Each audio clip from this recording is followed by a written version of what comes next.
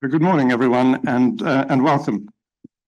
My name is Patrick Dean. I'm the president of the Governing Council of the Magna Carta Observatory in Bologna. As you can tell from my accent, I'm not Italian. I'm actually a South African resident in Canada and principal and vice chancellor of Queen's University in Canada. And very pleased to be able to welcome you all here today at the Johns Hopkins University Bloomberg Center. I welcome both those of you here in person, but also those joining us virtually. Welcome to you as well for this symposium on universities, governments, and democracy, international challenges, lessons learned, and future strategy.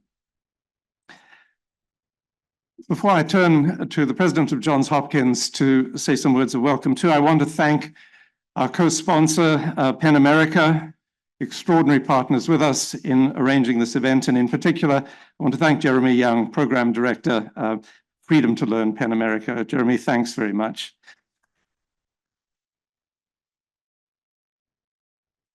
Also like to thank Jeremy's associates, Claire Carter, Amy Reed, for all their work.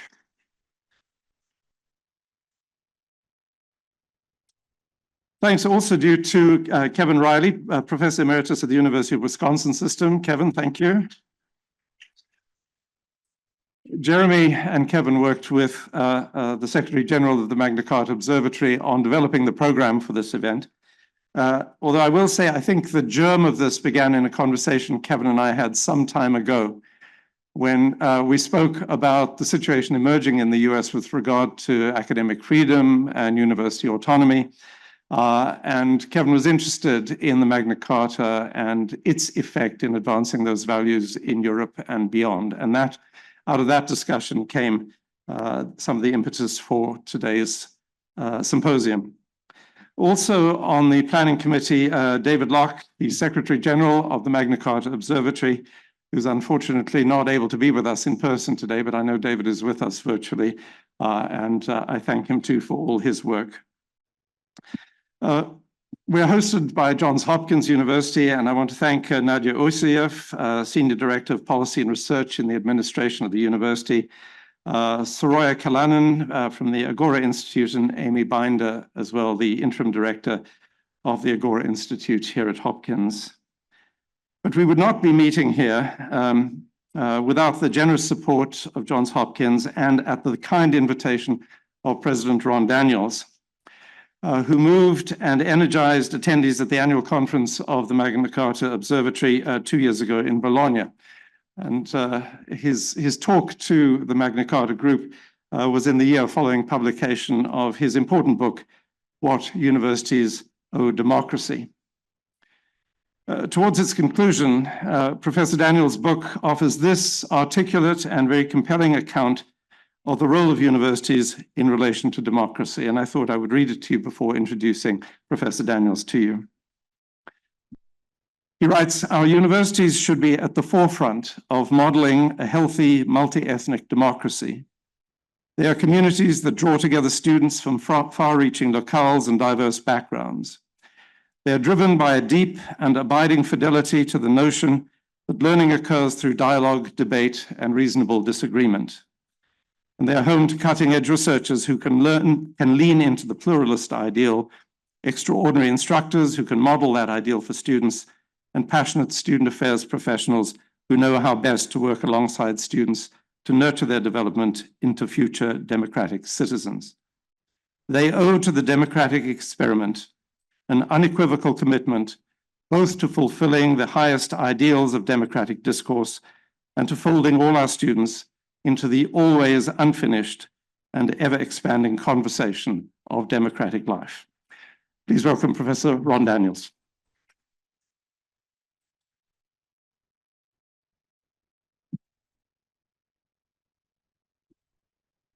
Well, good morning, all, and thank you, Patrick, and to your partners and colleagues at PEN America for bringing us all together. It's wonderful to have you here. A real privilege to be able to host this conversation here at the Hopkins Bloomberg Center and to join together once again in advancing our shared commitment to the Magna Carta Universitatum animated by the indispensable role that universities like ours can, indeed must, play in ensuring healthy democratic societies.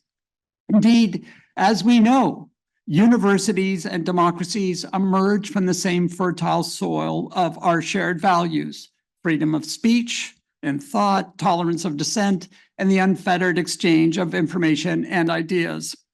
And we know, sadly, that many of these values are under siege today, beset by pervasive polarization, proliferating disinformation, and plummeting trust in public institutions, higher education among those institutions.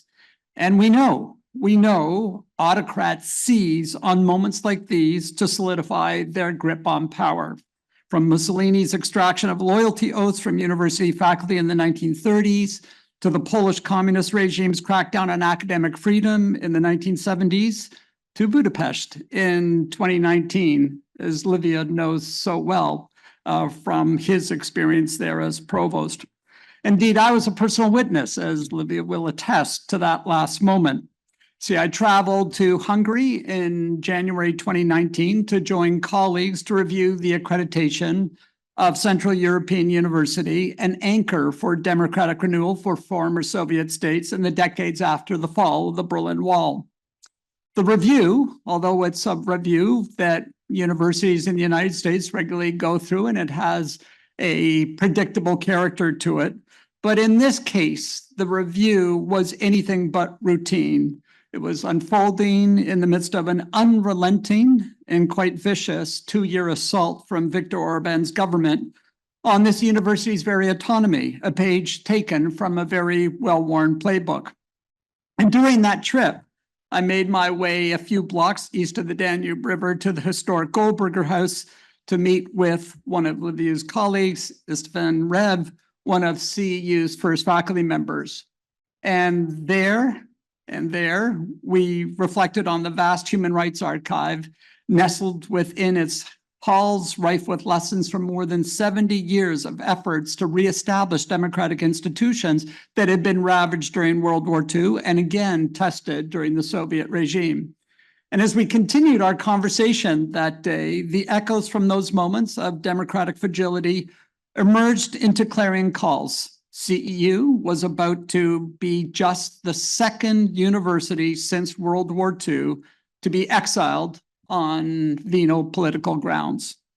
One line that Istvan shared that day has remained with me: the notion that, quote, an autocrat like Orban could murder this institution, ripping it from its historical and geographic context and stripping it of its identity.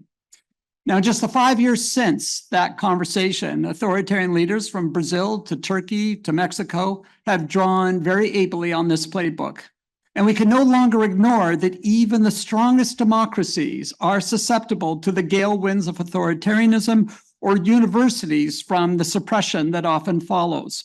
Indeed, as PEN America has found, governments have imposed nearly 60 restrictions on speech on colleges and universities right here in the United States since January 2021, manifesting in the form of strictures on syllabi content, financial decisions, and even academic conferences like the one that we're holding here today. And I know many of your institutions are operating in the face of similar challenges.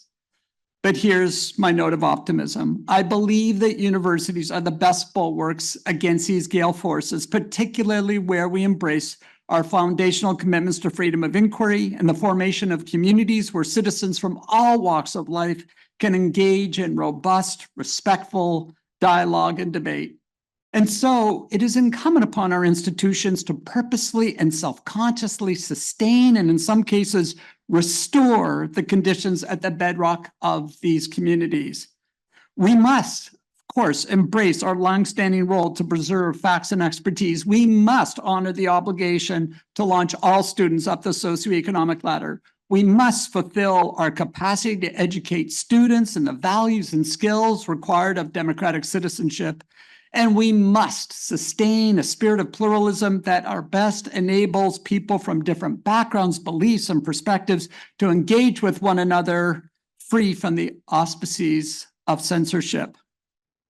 But we also must recognize that universities, like our democracies, are facing daunting headwinds, and not the least in the form of eroding public sentiment, too often maligned as elite and insular, indifferent to and disconnected from society at large. Now, I think we would all agree that some of these critiques are often overstated, if not in some respects, just plain wrong. But we must also be open to our critics and address the critiques that are fair, that are fixable.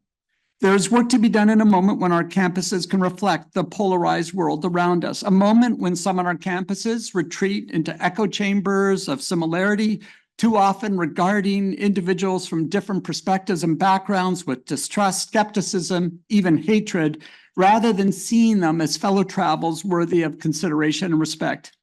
Indeed, in a recent national survey, 37% of respondents asserted that conservatives are not able to speak their minds freely on college campuses, if at all, while 17% of respondents said liberals felt silenced. It is conditions like these where universities cease to embody the liberal tradition of inviting different viewpoints to test, contest, and refine ideas that this really becomes so dangerous. And so it is incumbent upon us to double and redouble our efforts to encourage students and faculty to engage across a spectrum of viewpoints and experiences, a practice that forms the bedrock of a flourishing university and democracy. We must foster a climate where individuals participate in robust debate in a manner that recognizes each other's pain and fear, that encourages an open-mindedness to learn from one another, and above all, honors our common humanity. Considering the rifts erupting across our campuses, these efforts can take the form of debates among those with divergent viewpoints, expanded democracy-focused programming, even in our case, random assignment of first-year roommates had a big effect on signaling the power of the pluralist experience. These are small-scale interventions, but together they can foster the inclusive spaces of tolerance and dissent from which healthy discourse can emerge and flourish. And as we have seen, even in dark moments of democratic fragility, universities like ours have lit the way. Universities like CEU, which even after political exile expanded its commitment to open inquiry, diversity of thought, and service across the globe, including now to its first class of undergraduates, albeit in Vienna rather than in Budapest. I'm grateful that Johns Hopkins has had the opportunity to participate in this auspicious collective, a beacon for our universities as we aim to hold firm as vehicles for democracy. And I look forward to working with all of you to ensure the university nourishes these values, long animating healthy liberal democracies. Really delighted that you're all with us today. Patrick, congratulations to you on your leadership for convening this conversation. I should say the backdrop you can see straight behind me, and you'll see it from higher floors, is of Congress. You can see the Capitol. But for Patrick, we placed a large Canadian flag that flies. You got to go up a floor or two from the Canadian Embassy that is located right next door. We put that as an important backdrop just to make you feel totally at home here. So with that, welcome, and I hope you have a very successful conversation.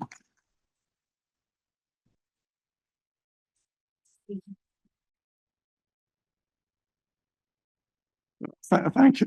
Thank you very much, Ron, for those words, and also thank you for arranging the flag. Excellent. Before we move into our program, I just had a few observations to make about the Magna Carta Universitatum, this document. As I think most of you know, it was signed in 1988, September the 18th, 1988, in Bologna. Johns Hopkins, I'm pleased to say, was a founding signatory to this document. But it's interesting to reflect a bit on the currents in European society that gave rise to this document. It precedes the Treaty of Maastricht by 4 years. So in other words, this declaration of what are purported to be universal values for universities, values and principles, emerges from a period in European history in which consensus building was occurring. The sense of common cause and common values was becoming very strong. And so Yes, there's the establishment of the European Union, but in many ways, this document precedes that. And interestingly, it's followed a year later by the fall of the Berlin Wall. So it's a document that is situated in growing consensus, but at a time when that consensus is being challenged by heterogeneity and diversity in the university sector. So important to reflect upon those circumstances for the origin of the Magna Carta document, which, as you also know, was updated or framed in a way responsive to the contemporary conditions of 2020, some years later. I think at the moment we're in a situation which is rather the inverse of 1988, in which there was that powerful sense of consensus building. I think one of the challenges for universities right now is that we stand on a set of values which we do regard as enduring, and the consequence of a global consensus about what higher education should be at a time when the pressures from society and from governments are forcing us into a more atomistic sense of the relationship of universities to their communities, often leading to the inference made by governments that universities are a tool for the advancement of their policies and priorities exclusively. So I think this will be a very, very interesting discussion this morning. It's been the practice of the Magna Carta Observatory in recent years to take its annual conference to parts of the world in which these issues are live and potentially under threat. Last year, we were in Łódź, Poland, especially talking about academic freedom issues with regard to Ukraine. And now we are here in the US 2 weeks before the election with the ability to hear about the situation in this country, in South America and in the Americas more broadly. So I'm now going to hand over to the moderator for our next session. This is Emma Pettit from the Chronicle of Higher Education. The topic for this session is, so what's the problem? And our speakers will set out the threats, limitations, and challenges that face universities, elaborate on some of the reasons behind them, and provide us with some examples. She will introduce the other speakers, but they will be drawn from a wide area across the Americas. Emma, go ahead. Hi, so my name's Emma Pettit. I'm a senior reporter at the Chronicle of Higher Education, and I cover political influence on campus and academic freedom issues and other random things that I'm interested in. I'm very pleased to be moderating today's discussion about the threats, limitations, and challenges facing universities today in North and South America. So I'm joined by Jeremy C. Young, who directs PEN America's Freedom to Learn program, which focuses on government censorship, particularly in the higher ed sector. And I'm also joined by Marcelo Noble, a physics professor and former rector of Unicamp Brazil, a public research university in the state of Sao Paulo. He's also a member of Magna Carta Observatory's governing board. So thank you so much for being here today. Thank you. Okay, can everyone hear me, first of all? Great. So let's start with the basics. What are the most obvious threats facing universities today? Marcelo, you lived through many challenges to Brazilian universities' autonomy in recent years. At a high level, can you describe for us what's gone on there? How many hours I have? So it's complex, as you all know. Well, first of all, thank you for inviting me.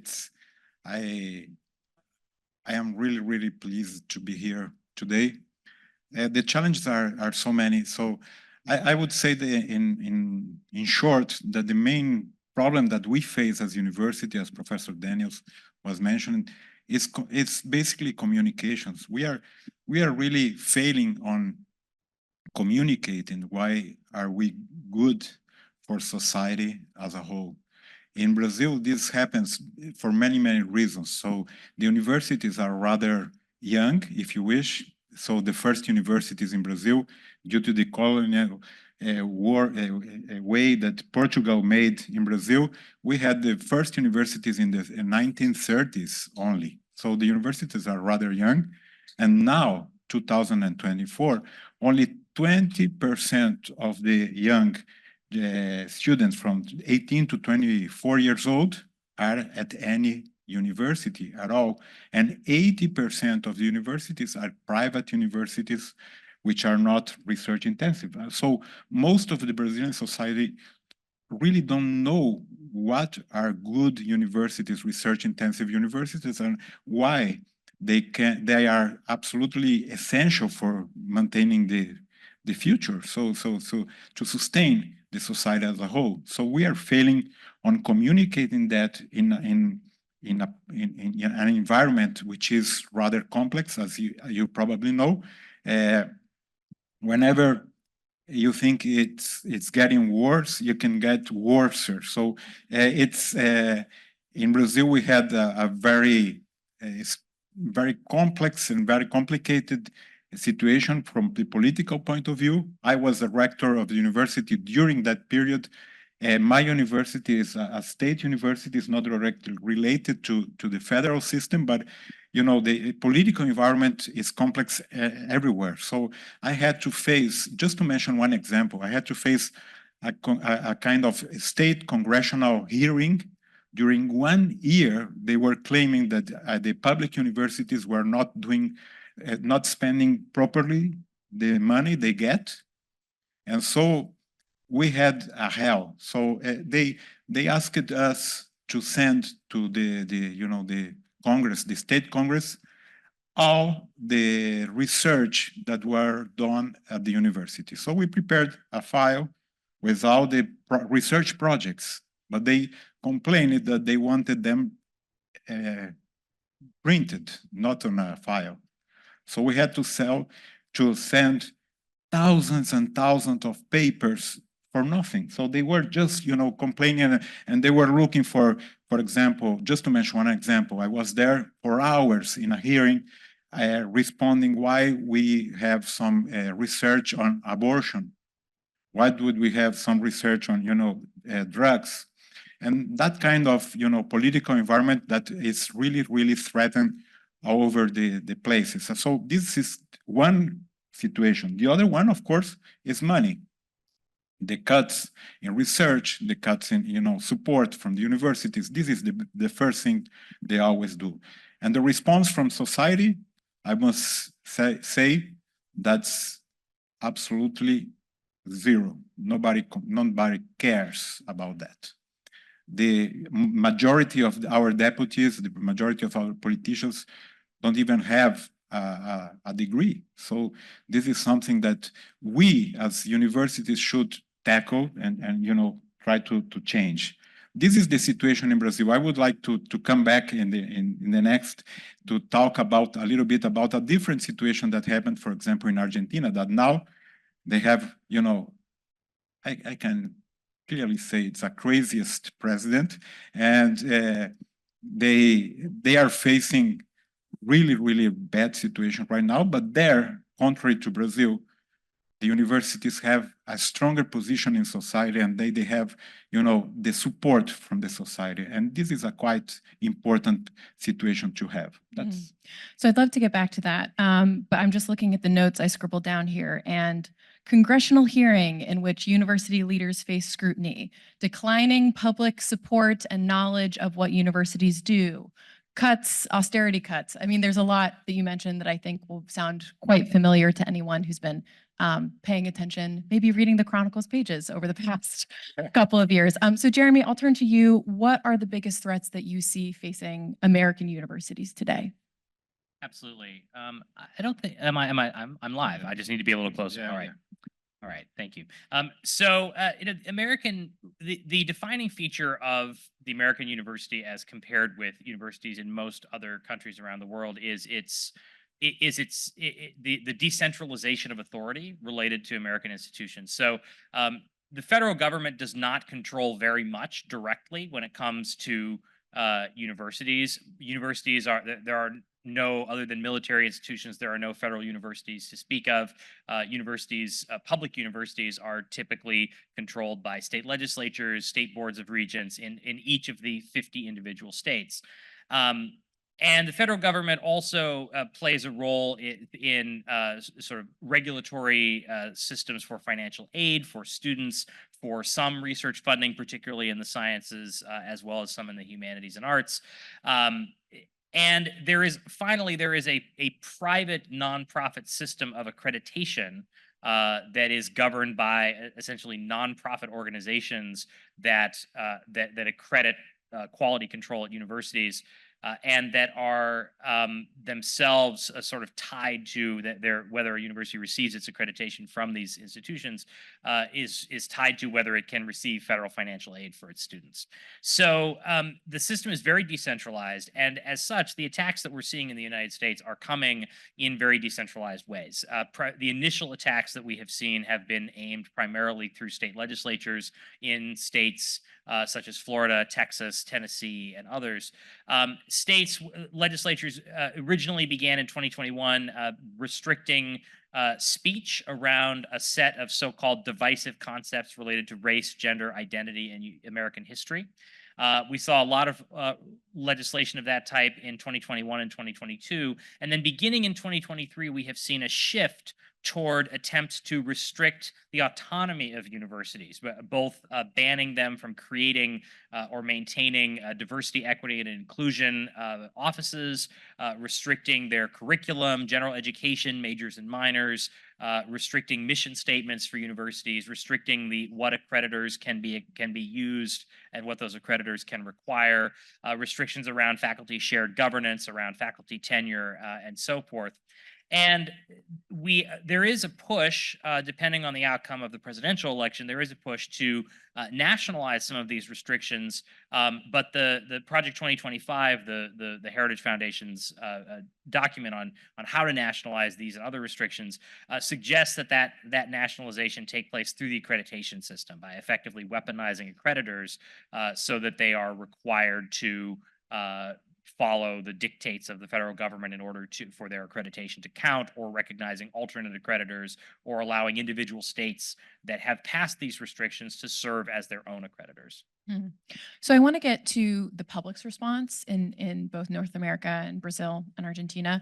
But first, I want to focus on the academic community's response. So facing both of these threats, I'm curious, how have professors, but also university leaders responded to these challenges to autonomy in both of the situations that you describe? I guess, Jeremy, let's start with you.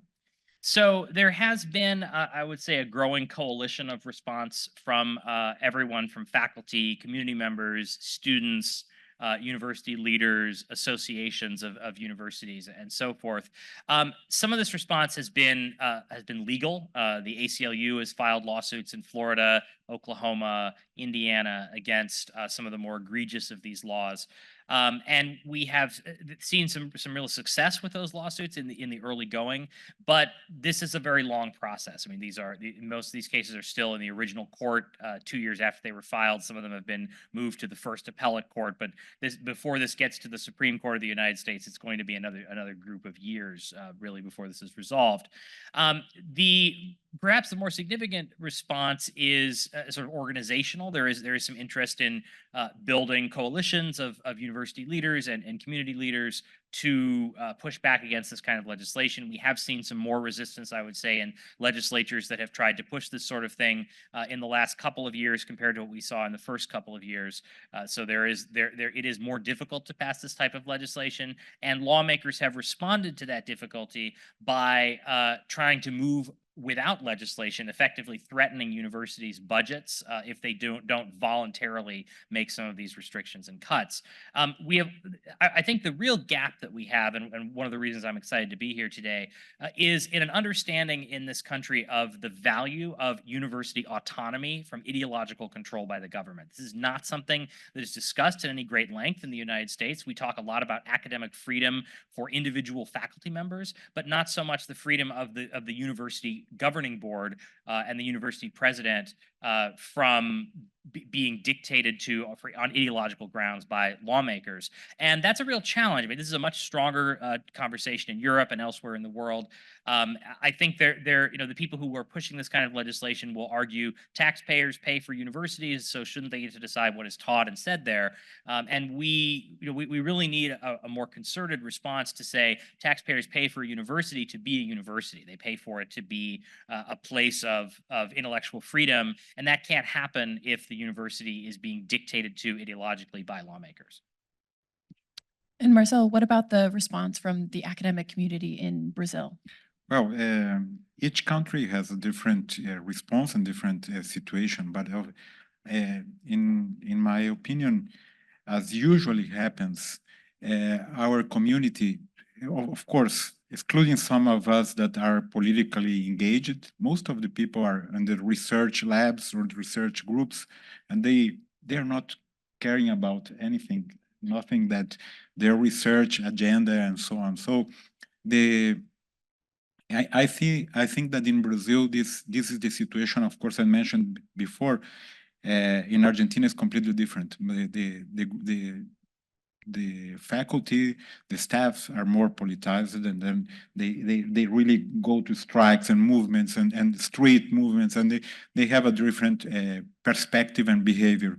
In Brazil, usually the academy is not paying attention to what happens. Of course, whenever they includes a cut in your research funding, it's probably when they wake up for something. I was in that period in 2019. I was so worried about that I made, for just to mention one example, I made a very difficult move in our bylaws in the university, in our regulation. There is a possibility to ask or to call for a academic, university assembly. So to call all the university for a meeting that nobody did it before, because of course it's dangerous because of the protest of students and staff. So for a rector of a president, it's really a difficult situation. Could be a difficult situation, but I then called the unions, the students movements, and so on, and we tried to make this. We made this for the first time in the university a gathering of all the members to claim for autonomy and academic freedom at the university, and it was great. There were more than 10,000 people from the community attending, and this was important to raise the concerns about that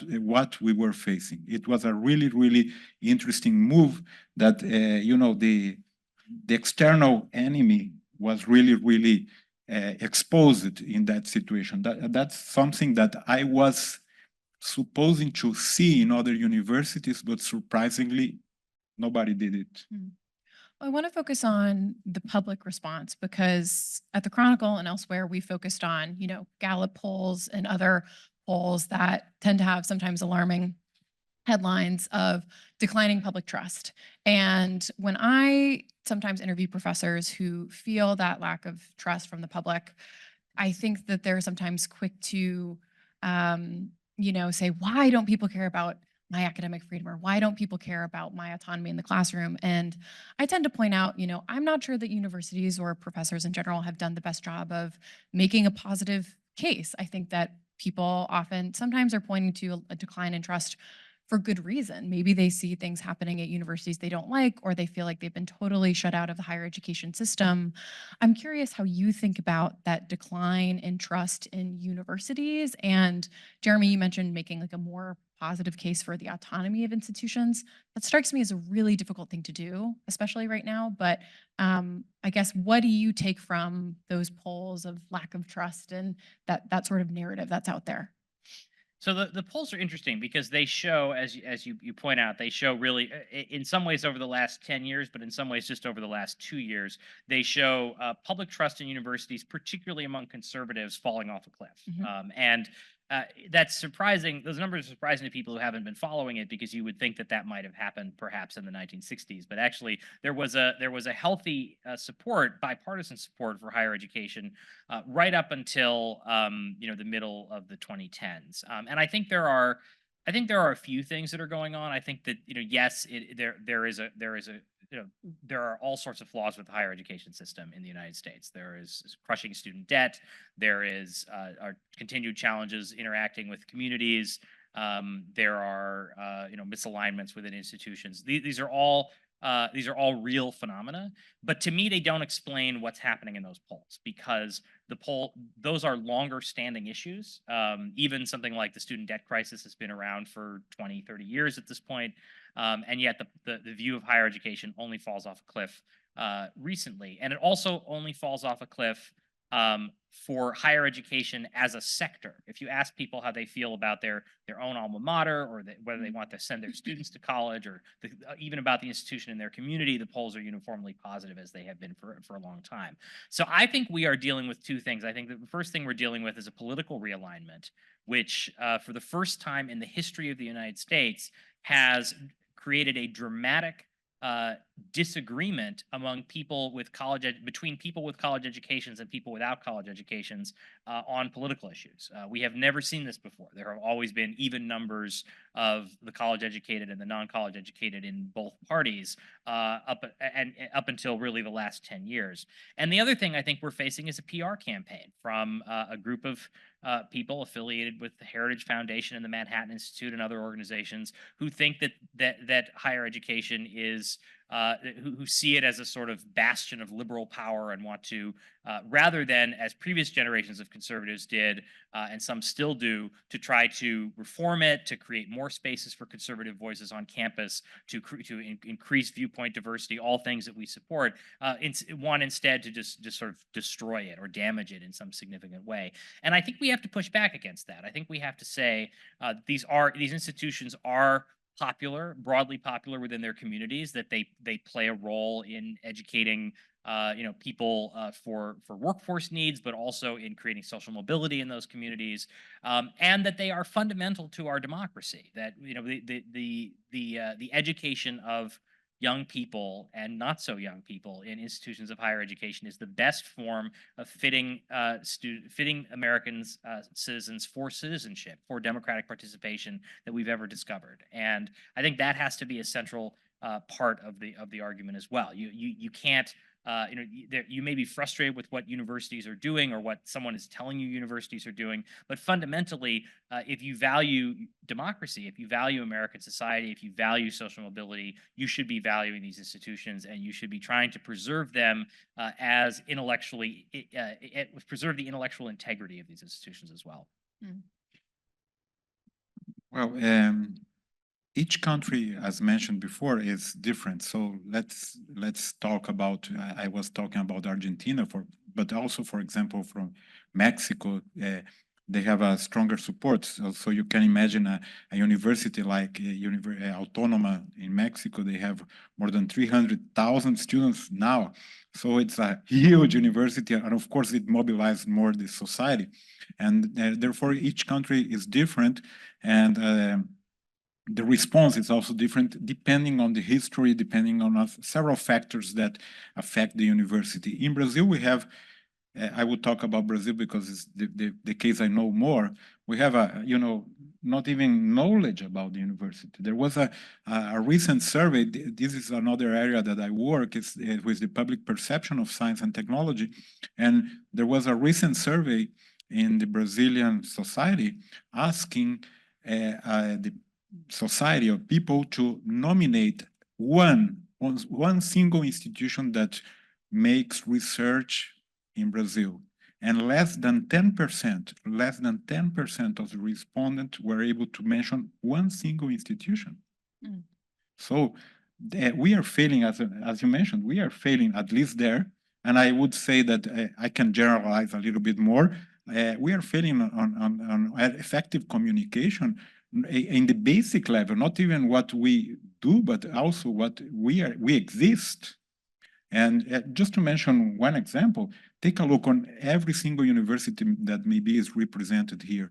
We have most of the younger generation that uses, for example, social media like YouTube or other social media. Take a look on the number of followers in every single university that we have. We are failing to communicate to this public. We are not doing that. Social influencers have 100 times more followers than we do as university, and we do a lot of interesting stuff. We believe, at least, that we do that, and therefore it's my personal opinion that we are failing in this basic communication with the younger generation, with the society as a whole, trying to show the importance and the existence of the university as the only way to have a sustainable future. Hmm. You know, that's an interesting point, Marcelo, about Brazilian universities almost needing more visibility, because I imagine that there are universities in America that wish they actually had less visibility. We have an entire apparatus of media, myself included, but also of, TikTok accounts and partisan outlets that tend to report on every supposed, like, I guess, excess of progressivism that happens on campus. And in some ways that really burnishes universities having a certain reputation of being these bastions of progressivism. And I want to go back to a point that you mentioned, Jeremy, which is that, there's this narrative that universities have become these like hotbeds of liberalism. But in part, there is some meat on that bone, right? Like the vast majority of professors are liberals. We see that from the, somewhat not great, but still there data of those who work in universities today. College students are coming into campus more liberal. I'm wondering if you're seeing that as like a legitimate issue or problem that is contributing to the decline of confidence, I guess, in our universities and institutions. So I have two responses to that. That's a good question. I mean, my first response is that we had some really good surveys that came out in the University of North Carolina system and the University of Wisconsin system over the last few years, which have really drilled down on this question, I think, in a very smart way. And they are asking conservative students, do you feel uncomfortable, and why do you feel uncomfortable, and where do you feel uncomfortable? And what they have found is that conservative students do, in fact, feel uncomfortable on campus in really alarming numbers. It is a very serious problem. But they also find that the place they feel the most comfortable on campus is in the classroom. And that's counterintuitive until you think about it a bit, because it is true that professors are overwhelmingly liberal, especially in the humanities and social sciences. Many surveys have shown this.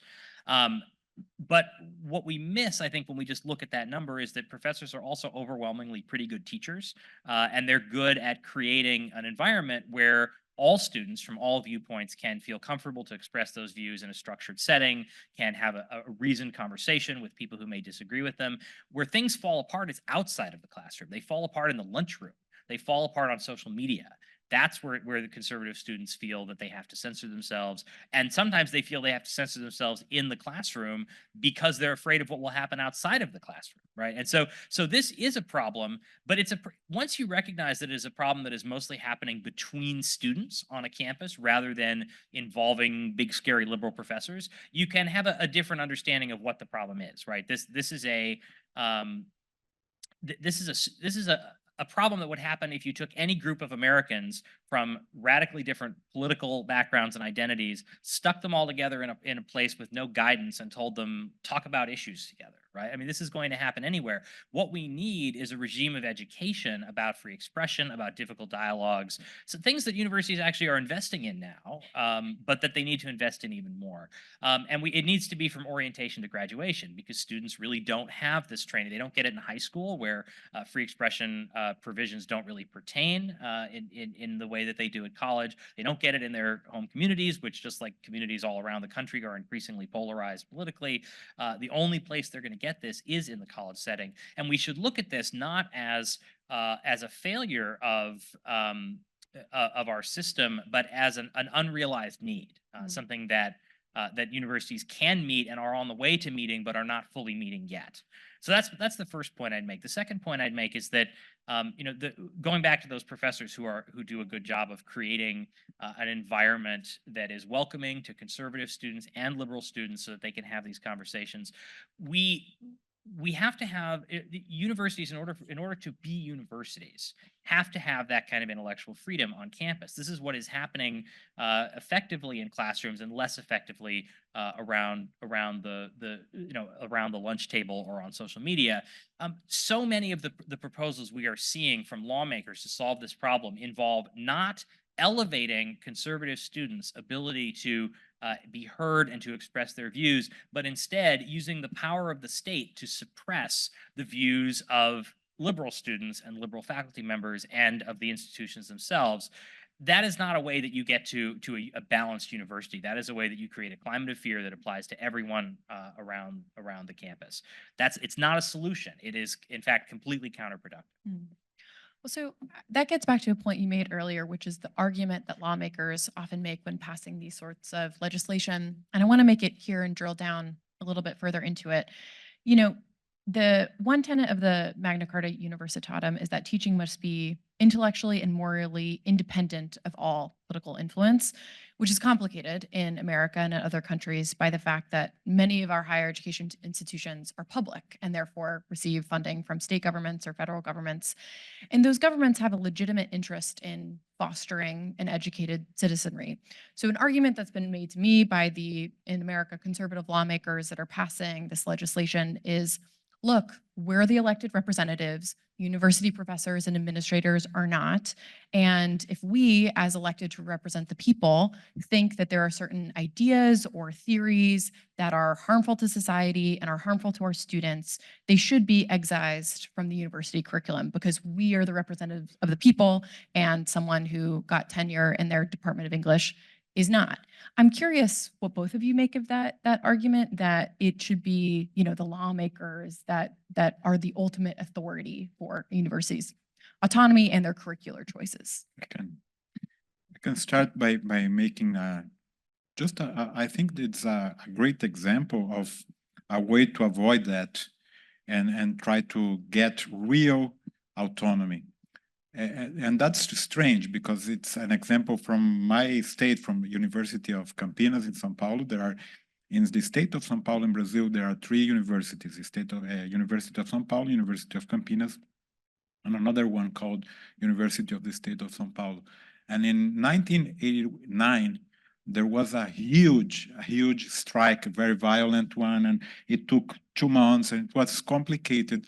And the governor at that time was fed up with the universities and said, look, let's give them the money and let's forget about them. And that was the greatest thing that ever happened, because they put in the constitution of the state a percentage of the taxpayers of the state, they pay for the selling taxes of the state. So we have at the 3 universities of the state of São Paulo, 9.57% of the tax revenues of the state of São Paulo that goes directly to the university. Just to mention one single example, I was the rector for 4 years, and I never met the governor, who was my boss in principle. I never had to ask for a cent.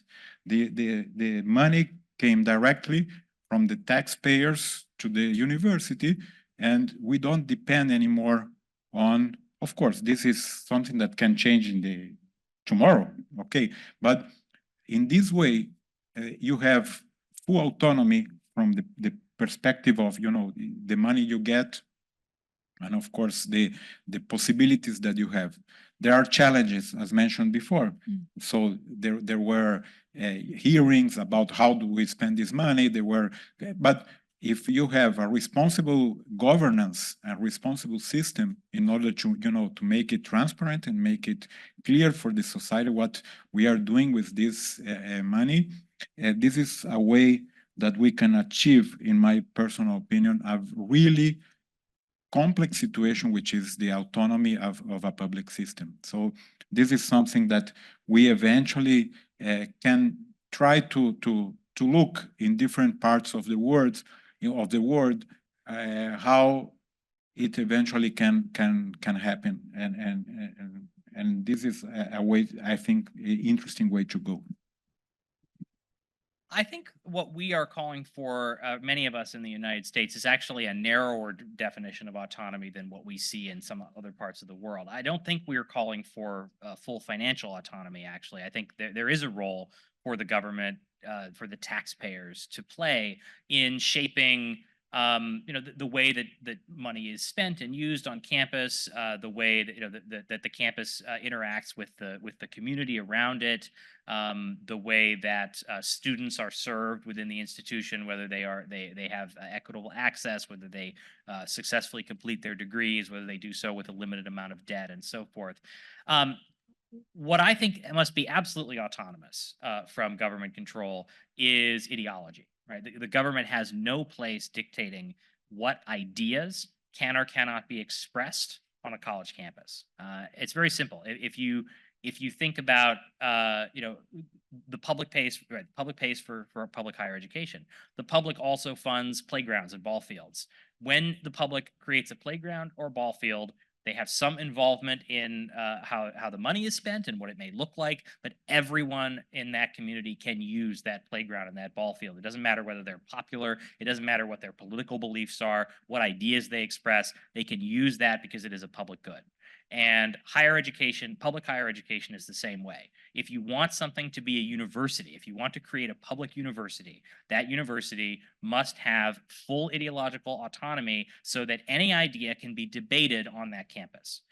Doesn't have to be, the universities are not places where anyone can say whatever they want. They are places where disciplinary knowledge and peer review and things of this sort occur, but they are places where ideas must be free to have a full hearing. If you want to start dictating what ideas are or are not allowed on a college campus, you have something other than a college. You have something perhaps that speaks for the state, for the government, that spews propaganda. You do not have an institution of higher education. Well, that's a good transition to talk a little bit about PEN America's recent report about the, what was it called? Soft censorship, or how education censorship is changing. By stealth. Stealth. Yeah. Okay. Knew I almost got it. So I'm curious, can you give a little bit of an overview of how the laws that you talked about introduced in 2021 have changed, and what you might expect going into the 2025 legislative session? Absolutely. So we have seen a move, first of all, away from these more explicit restrictions on speech that we saw in 2021 and 2022, in particular because they have not tended to hold up well in court. And also because there's a lot of evidence that they're unpopular. And it doesn't seem that that supporting a law like this results in a politician paying any sort of penalty at the ballot box. The salience of the issue is not high enough for that, but they certainly aren't winning any politicians any votes anywhere. And so we have seen a move in the last couple of years away from the sort of splashy press conference war on woke of a Ron DeSantis and toward things that are much more aimed at really just doing the work of undermining autonomy in higher education institutions. So restrictions on diversity, equity, and inclusion, restrictions on curriculum and general education and majors and minors, tenure, shared governance, accreditation, things of this sort.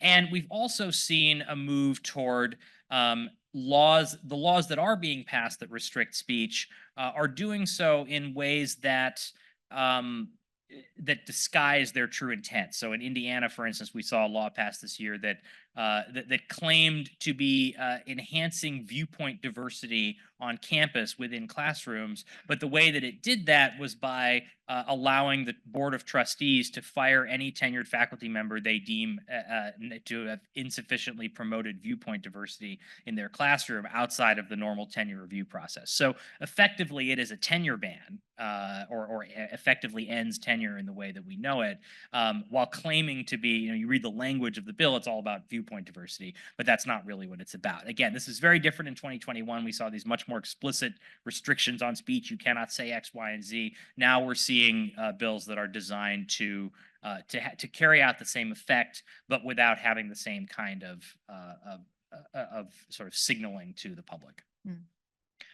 Well, I'm not a fan on ending on false hope, but we have spent a lot of time talking about threats to university autonomy. I'm wondering, as kind of a closing note, if there's anything that gives the both of you hope, or anything positive that you could say about the public or the university's responses in the face of these threats. I am rather pessimistic, so I'm sorry. I cannot think about any in the geopolitical situation that we are living right now. I'm really pessimistic, not only from the point of view of politics or also the climate change and everything that we are facing right now. It's rather complicated, but as was mentioned before, we as university sector have faced many challenges before, and I am sure that we will find a way out of this really, really complex situation. One point that is important to mention, I think that Patrick mentioned it, before, but I think it's important to stress. We thought, Magna Carta thought to make this conference here, not by chance. We see that the American, and I see the American as a whole, Latin America, Central America, and America, even Canada, the universities here, the leadership are not clearly enough seeing this as a problem. And we just to mention this example, we have very few signatures from all the Americas. So we think that there is something that we should start talking more about and discussing more, like this is happening right now. This is, a little spot of hope in this very pessimistic scenario. Well, thank you for offering that spot. Much appreciated. I mean, what gives me hope is this gathering and gatherings like this. I mean, this is, these attacks on higher education will not stop until higher education, particularly at the state level, ceases to be a soft target. And what that will require is for higher education institutions, but also those who support higher education, associations, advocates, the general public, to band together and effectively advocate on behalf of higher education, to restore the public attitudes on higher education, remind the public why this is so important and valuable for democracy, and to build political muscle, frankly, so that higher education as a sector, not just as individual institutions, is able to defend itself against these threats. And when I see a room like this packed with people who are concerned about these issues, that is what gives me hope. Well, thank you so much for a great conversation. Thank you. Thank you. Thank you. Well, thanks very much to Emma, to Jeremy, and to Marcelo. That was a really excellent way to begin the discussions. And we'll continue now. Our next panel addresses the issue of why autonomy and academic freedom matter.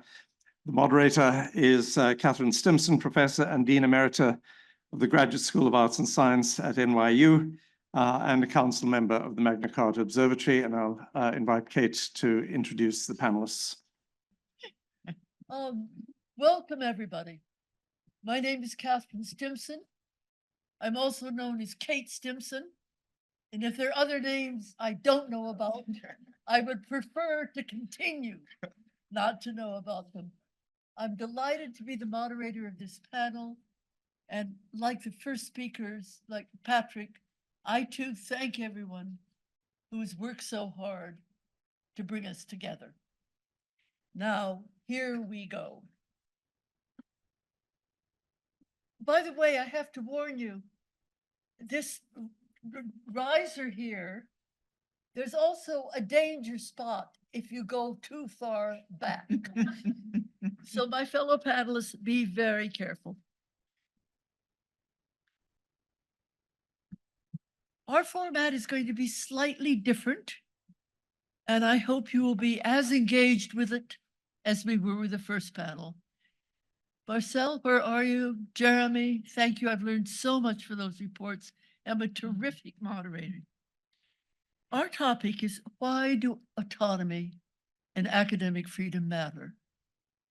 We are here to make the case for various regions for these values. We are, I suppose, an advocacy group, but also to think of why they matter now and how they will matter in the future. I hope, Emma, thank you for mentioning that four-letter word, hope. I hope with the articulation and advocacy of values will remind us of, I'm going to use a kind of romantic word, of their radicalism, but also of their nobility. So who do we have with us? It's a terrific panel. Lynn Pasquarella, past president of Mount Holyoke College, and now president of the American Association of Colleges and Universities.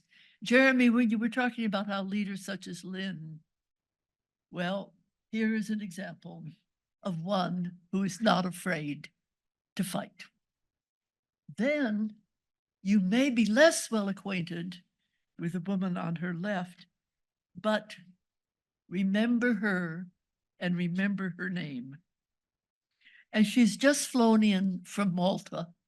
And I think we all owe her a word of thanks for that long journey through Turkey, was it? Martina Darmanin. She was formerly president of the European Students' Union. She's an MCO council member. She also organized the 2 global essay contests that MCO conducted, which were an invaluable source of hope for what students are thinking. And then also in, from a long flight, is Livia Matai, who was provost, as you heard, of Central European University in difficult times. Again, a staunch warrior for the values we share. He is now at King's College of the University of London, where he is head of the School of Education, Communication, and Society. He too is an MCO council member. With your permission, this will be our format. Each of our 3 speakers will speak for about 10 minutes. As you saw, I just took off my Swatch watch, and I will be looking at it. But these people are people who will keep the time. Then we'll have about 10 minutes to talk to each other, to question each other, because we're responsible for different sectors of the globe. And then we'll turn to the audience for at least our last 10 minutes. I'm trying to figure out how we get people in from virtual reality, but we can't do it. All right, to the people who are out there in virtual reality, thank you for being with us. I'm sorry that we can't have your insights and ideas, but we do appreciate your interest and your presence. Questions from you will be welcome. Well, they'll be both necessary and desirable. So thank you. So let us begin. Lynn, will you begin, please? Thank you. Thank you so much. It's such a pleasure to be here with all of you today. This is a moment of enormity for American higher education, one that poses an existential threat to our nation's historic mission of educating for democracy by preparing knowledgeable citizens and leaders. Escalating culture wars fueled by deepening ideological divides and burgeoning levels of polarization and partisanship have, as we've heard from Jeremy, precipitated the politicization of higher education, culminating in a flurry of legislation imposing educational gag orders, restricting discussions around race, racism, gender, LGBTQ+ identities, and reproductive rights. The banning of books from public libraries that address these topics, even in historical contexts, efforts to eliminate tenure and terminate tenured faculty appointments, legislative overreach into the appointment and removal of campus leaders, and decisions around who gets admitted to colleges and universities, the imposition of ideologically driven civics institutes and general education curricula, quote, rooted in the values of liberty and the Western tradition, the elimination of critical race theory, gender studies, and ethnic studies courses from the curriculum, the classifying of statements made by professors at public colleges and universities as government speech outside First Amendment protections of academic freedom, growing attempts to prohibit the use of funds to conduct research focused on climate change, anti-racism, vaccine development, gender affirming and reproductive care, and mandates to measure the economic value and opportunity costs of academic programs that would require public colleges and universities to prioritize graduating students with degrees leading to high-paying jobs. Each of these moves contests the distinctively American tradition of liberal education, grounded in a deep and abiding commitment to principles of academic freedom, shared governance, and the unfettered pursuit of the truth. While this is certainly not the first time that state-ordered ideology has been used to undermine academic freedom and institutional autonomy, the current proliferation of efforts by legislators, governors, and governing boards is alarming in both its nature and scope. The cause for concern is heightened by an understanding that the strength of American higher education is derived in part from the fact that it is independent from direct government control and undue political influence.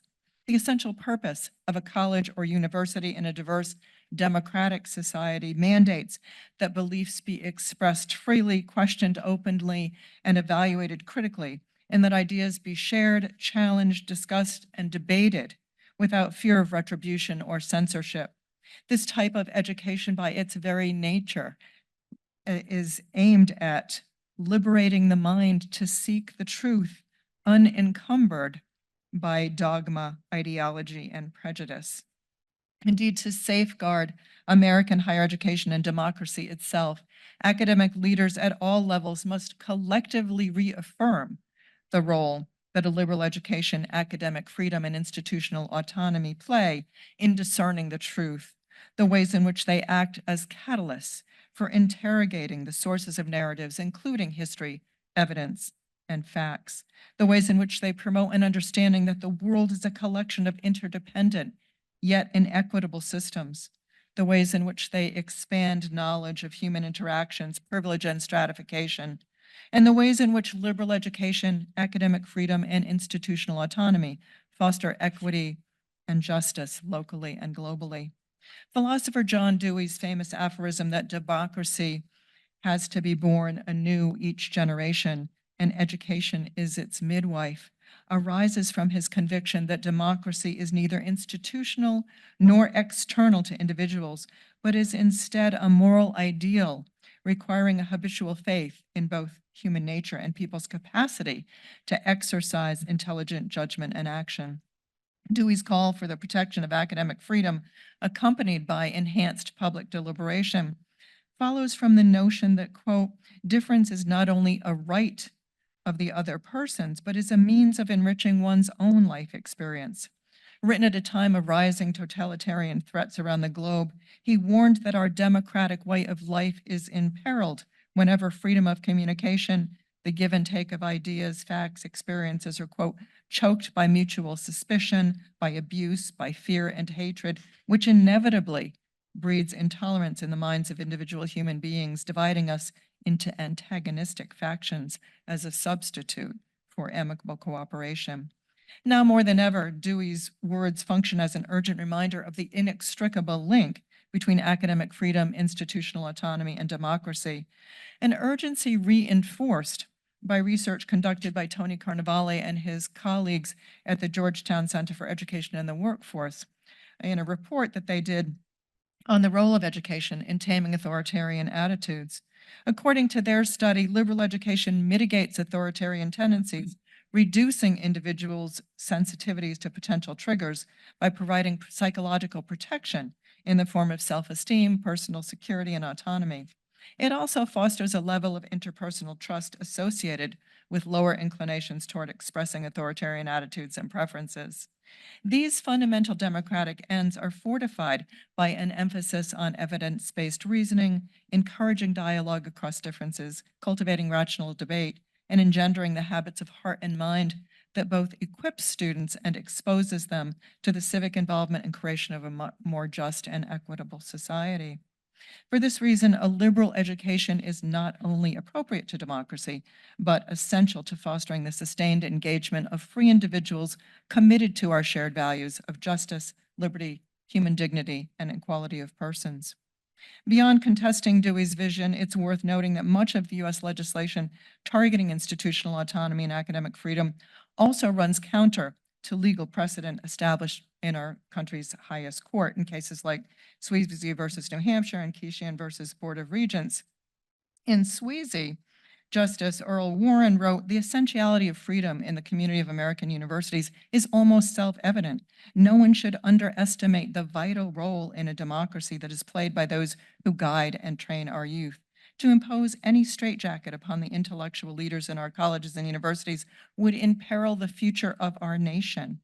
In a powerful concurring opinion, Justice Felix Frankfurter warned that, quote, a free society depends on free universities, foregrounding the vital role that universities play in a democracy and, quote, the grave harm resulting from governmental intrusion into the intellectual life of a university. Frankfurter contended that such freedom entails the right of each institution to determine who may teach, what can be taught, how it is taught, and who gets admitted. Similarly, in Keishian, Supreme Court Justice William Brennan Jr., writing for the majority, declared, quote, our nation is deeply committed to safeguarding academic freedom, which is a transcendent value to all of us and not merely to the teachers concerned. That freedom is therefore a special concern of the First Amendment, which does not tolerate laws that cast a pall of orthodoxy over the classroom. Today, however, as we've heard, the pall of orthodoxy has been cast upon classrooms across the country, from Texas to Florida, and is once again being used to conceal knowledge. Evidence for this comes from a recent study conducted by AAC&U in partnership with the AAUP and NORC at the University of Chicago. This national survey of thousands of faculty from all ranks and all types of institutions sought to understand the perspectives related to academic freedom, defined as the freedom of teachers and researchers in higher education to investigate and discuss issues in their academic field and to teach or publish findings without interference from political figures, boards of trustees, donors, and other entities, along with the right of faculty to speak freely when participating in institutional governance, as well as to speak freely as citizens. The results, which will be released the first week in November, include data showing that more than 1 in 3 faculty members perceive a recent decline in academic freedom, and more than half of all faculty, 53%, are concerned about their ability to express what they believe as scholars in meetings, on social media, in the classroom, in public and professional presentations, and in publications. They're worried that students may record their lectures without consent and that their words and ideas will be shared out of context. As many as 45% admit having refrained from expressing an opinion or engaging in an activity to avoid negative attention, online harassment, and professional repercussions. They value diverse student perspectives, encourage mutually respectful disagreement among students, support free speech in the classroom, and see educational value in discussions of controversial topics or issues. Nevertheless, in the current climate, faculty themselves are less willing to address controversial topics and more likely to self-censor when it comes to expressing controversial or political views. Fully 80% say they follow media coverage of divisive concepts or legislation, either as much as more coverage of other topics, and many indicate that the spread of divisive concepts legislation has produced a chilling effect on academic freedom. So I want to conclude by saying, in her book, The Priests of Our Democracy, the Supreme Court, Academic Freedom, and the Anti-Communist Purge, First Amendment scholar Marjorie Haynes notes the long-term costs of the expansive amount of time between the infringements on academic freedom throughout the 1950s anti-communist purge and the Supreme Court proscribing this type of activity in 1967. So not until we learn from the past will we be able to avoid the same mistakes in the future. And I'm grateful to be here today learning from all of you. Terrific. Lynn, thank you very much. Now, I very much look forward to that report. I'm not sure I want to read it, but I am look forward to making myself read it. And now, if you please, Livy, perspectives from Europe. Thank you very much, Kate. It is great being here. I hesitated a little bit whether to feel intimidated by the environment or inspired, and I settled on being inspired looking at the audience, the colleagues who are here. As a disciplined academic soldier, I thought I would try to address head-on the question that was put to us, which is why academic freedom and university autonomy matter. But I will do this starting with a statement that I am putting forward, which might sound surprising. So I would say that university autonomy and academic freedom matter in different ways at different times and in different parts of the world. Now, that might go against what Kate said in the introduction, or against what is said, not just implied in Magna Carta, that these are values that are universal and stable. I would not go too deep into discussing this apparent contradiction. It is only apparent. Rather, what I would like to do is to illustrate this with two examples, two fascinating, I would say, recent historical developments, which speak for I think the relevance of models of university autonomy, academic freedom. And it is also perhaps surprising to see that these models evolve a lot faster than we might think, and also that they travel. The first case would be an example where models have been imported from the US to Europe, that is regarding university autonomy. And the other one is about academic freedom models being imported here in the US from a particular country in Europe, almost one-to-one, sometimes copy-paste. And I will speak a little less about that, but more about the first one. Let me go back to what President Daniel said at the beginning. He was one of those university leaders that spent a lot of time trying to provide support to Central European University, my former university, when it came under attack. But he was not the only one. Basically, all universities in the US expressed some form of solidarity, and many universities in the world. The case of that university became a case, a cause célèbre of academic freedom in the world, which is in a way surprising because, you know, that university barely has 1,200 students. It wasn't only about that university, it was about the cause, it was about the value, about academic freedom. And there was so much discussion beginning in 2017 until today. But you might be surprised to hear that there was almost no discussion about academic freedom in Europe between the fall of the Berlin Wall, 1989, and that moment, 2017. I should say what happened in Turkey after the coup of 2016 also contributing to starting to talk about academic freedom in Europe. There was a lot of discussion, as Jeremy said, about university autonomy, but maybe not for the good reasons. So what happened in Europe in this period, well, we started to be concerned about academic freedom after the Great Recession already, to be honest. But academic freedom was taken for granted, as was democracy. And Patrick mentioned that there was an atmosphere of consensus about democracy. It was, yes, and more than that, there was an atmosphere of exuberance. We all kind of believed that there will only be democracy and more democracy, you know, end of history atmosphere until these things happen. But what happened at the same time is that a European model of autonomy emerged, a formal model developed by the European University Association starting in 2017, a project funded by the European Commission, but not meant only for the European Union, for the entire Europe. And in 2 years, a model was put forward. It was presented formally as being a tool to assess the degree of autonomy of universities in the European countries. But it actually had to put forward a model. What is that university autonomy? What does it mean? What are the obligations of the governments? What are the obligations of universities, of other stakeholders? And I know because I was a member of that group that started. So when we started that discussion, we thought, well, how do we define university autonomy? The easiest would be to go to the US and we basically borrow the model of autonomy applied to what we thought were the private research-intensive American universities. And a lot of work started, very influential in Europe and outside Europe indeed, but that work never mentioned academic freedom, for example, except to say at the very beginning, we are not going to deal with issues of academic freedom. It didn't mention the word democracy, not because democracy was perceived as something not good, but because it was taken for granted.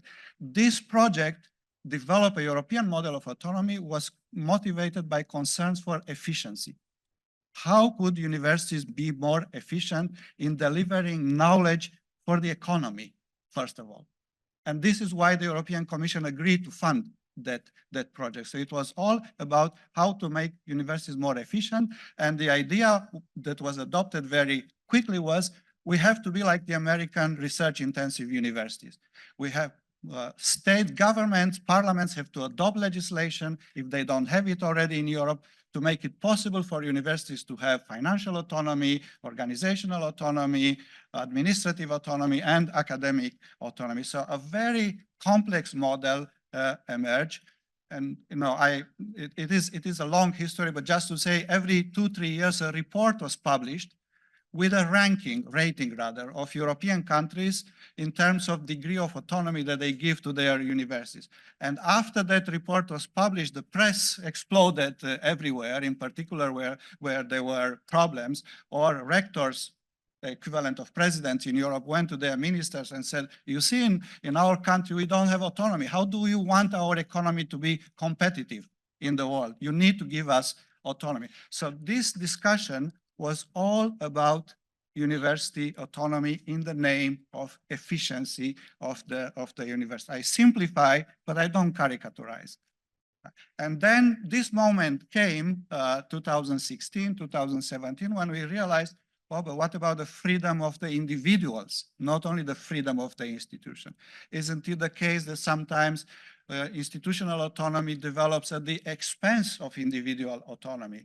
No, isn't there something more here? And what was a kind of a revelation was when the European Commission sued Hungary for infringement of academic freedom in the case of Central European University. They went to the European Court of Justice. The Hungarian government said, you are suing us based on what? There is no European reference for academic freedom. There's no European legislation.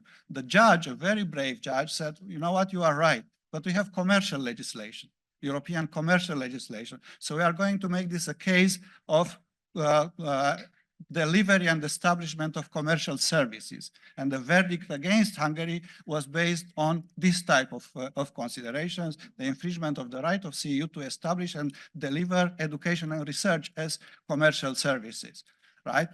And then an entire work started in Europe to develop a European reference for academic freedom, not only university autonomy. And this effort, along long years of development, started.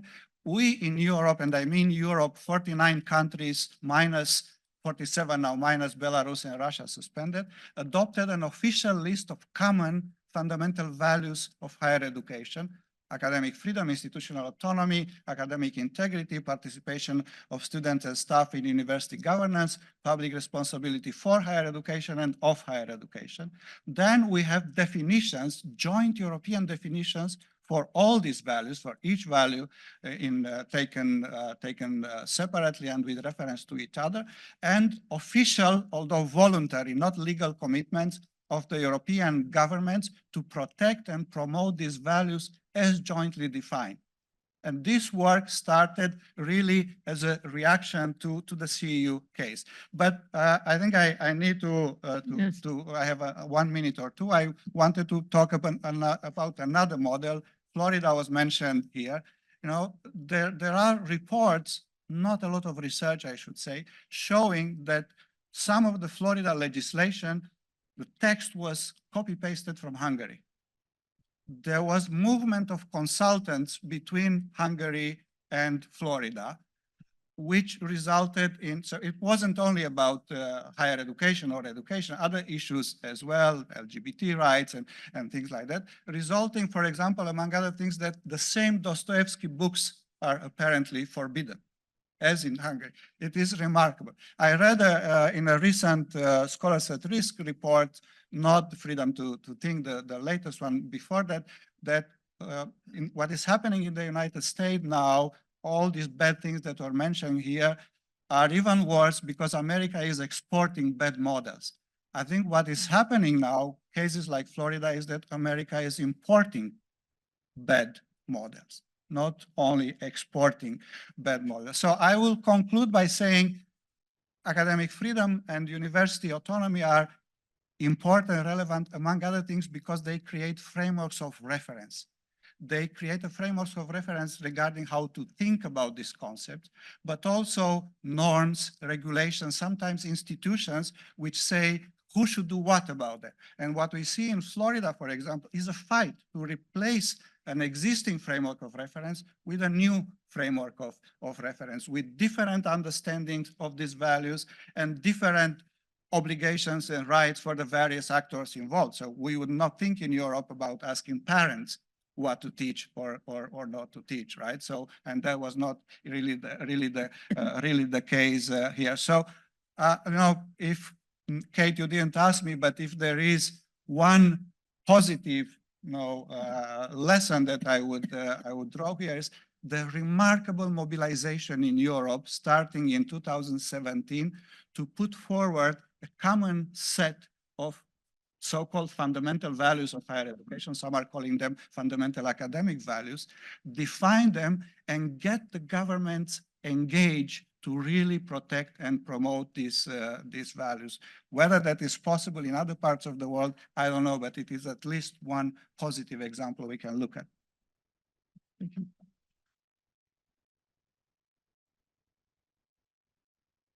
Thank you very much. Martina, take your minutes. Thank you, Kate. Let me just say first that I think the question couldn't be structured in a more relevant way. Why do academic freedom and autonomy matter? I don't think I can do justice to this conversation. I think to do that, we would need to take this question out to students on campus and in a wider study, capture this data as to why they think these values matter.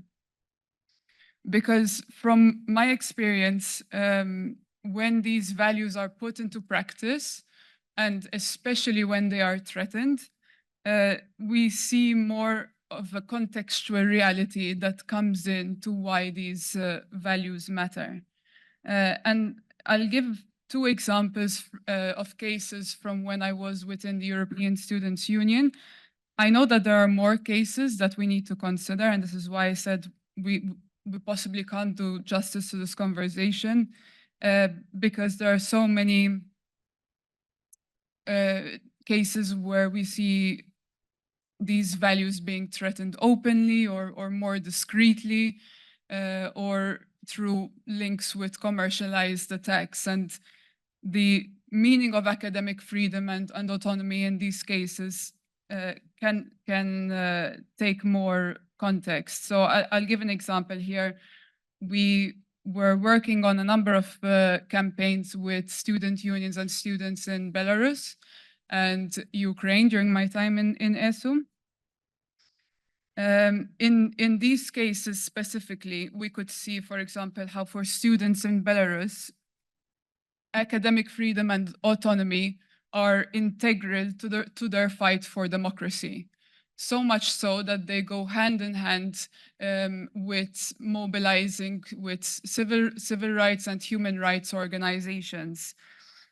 In Ukraine, then we of course see that academic freedom matters because of how their education system has been upended, how their intellectual communities are being torn apart, and how their institutions are either bombarded or being repurposed by the Russian invasion.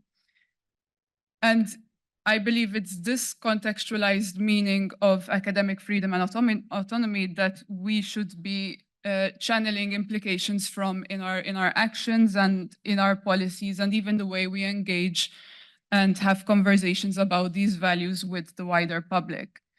Why? Because in these contexts, looking back, we were able, as the European Students' Union, we were able to respond urgently to these calls for support in terms of campaigning for aid, campaigning for study pathways, and especially pressuring ministries of the European higher education area that these values matter. But one of the lessons that we took on this was that it was not only enough to have the decision from our side, from the top level, to engage in support. We needed to integrate the conversation around why these values matter to us. And for us at the European Students' Union, to support students speaking out against injustice matters because it's a question of our integrity to these values. And while we had enough support coming, we never have enough support coming in, but we did have a very good response in these cases. We need to be better prepared in the future. And this is why I say that it's important to take these contextualized perspectives into account. I know that I couldn't give a lot more depth to this, to these examples, but for those of you who are interested in getting more updates on the situation, I can direct you to where to find more information on this. But a question that I would like to learn from, especially from the context that we are in here today, is for those of you dealing with students at risk at your universities, what are the formats of conversations that you are having around academic freedom and autonomy, especially where students at risk matter? Why do students at risk matter at universities? Why do your solidarity actions matter? And how do you think these conversations could be improved? Thank you.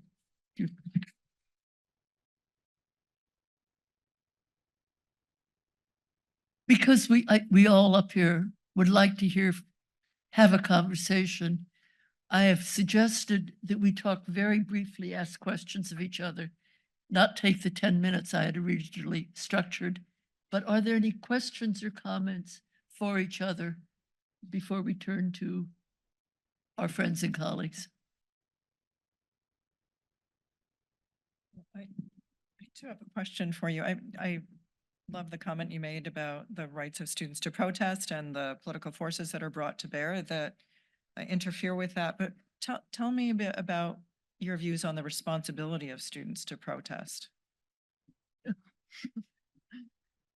Well, just a second.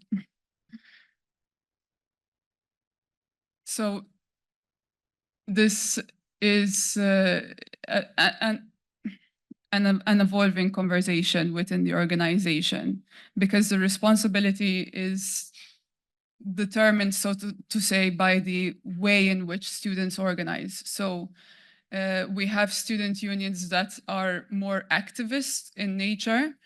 So the Belarusian Students' Organization is one of those under those categories.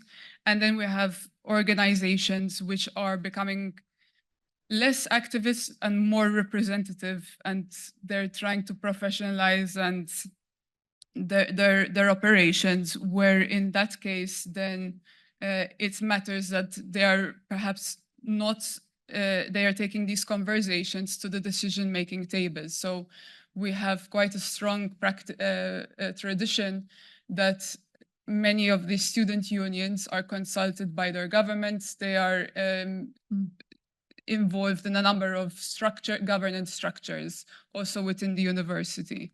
And there they try to take a very collegial approach. And so student protests, despite what we would hope, would perhaps be not at the highest priority. They would first try to negotiate at the decision-making table.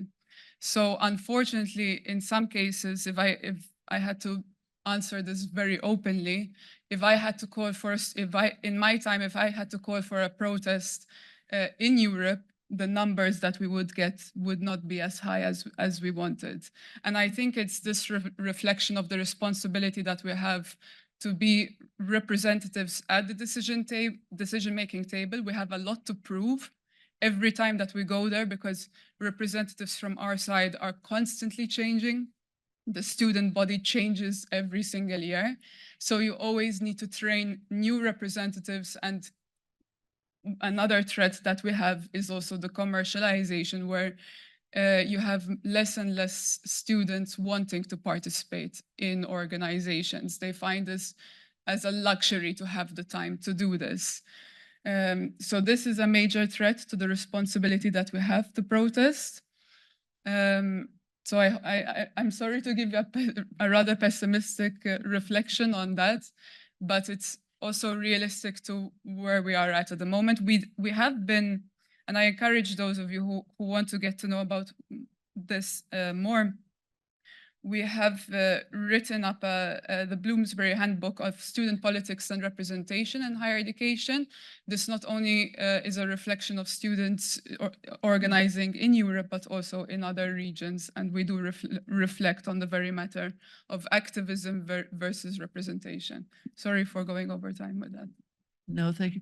One thing that was fascinating about the essays in the two competitions that Martina was the chief organizer of was how often students, when they were talking about students' rights and responsibilities and how they would change universities, how often it was matters of a good student life. Accommodations for blind students, for example.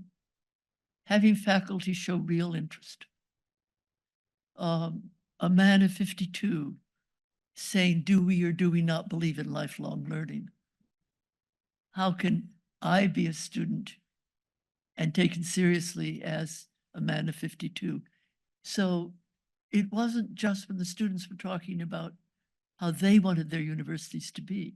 Am I not right here, Martina?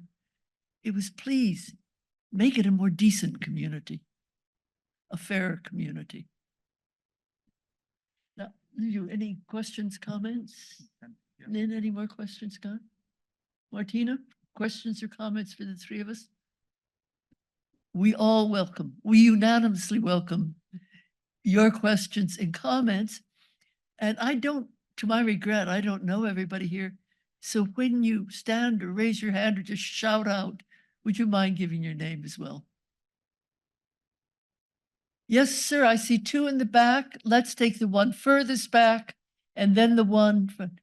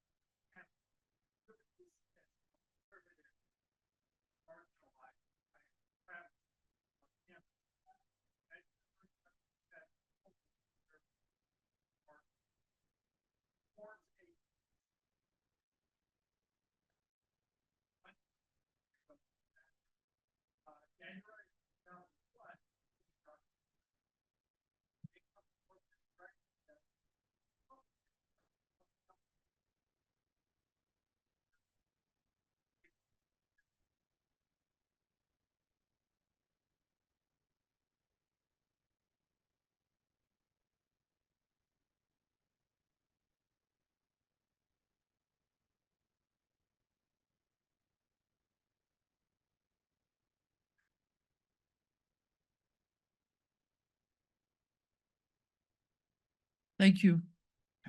Comment on this when it comes to you. Oh, do you want to comment now? Whenever. Why don't we take the second question, and then Livio has a comment. The gentleman who stood up, your turn. Thank you. My